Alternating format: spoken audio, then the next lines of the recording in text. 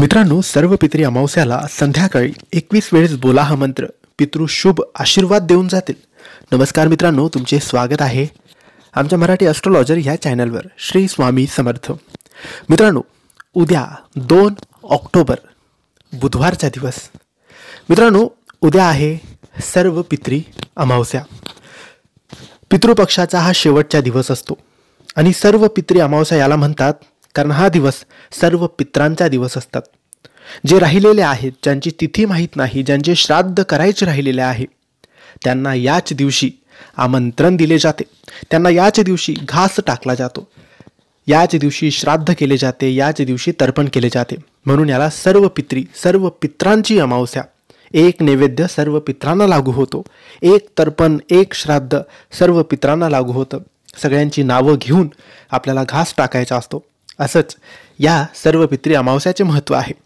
तर या सर्व पितरी अमावस्याच्या दिवशी प्रत्येकाने आपल्या पूर्वजांचे श्राद्ध करायला पाहिजे. प्रत्येकाचे नाव घेऊन श्राद्ध करायला पाहिजे, घास टाकायला पाहिजे.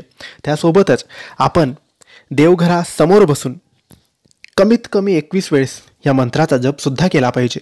हा सर्व पितॄंना प्रसन्न करणारा मंत्र आहे. त्यांच्या शुभ आशीर्वाद प्राप्त करून देणारा मंत्र आहे.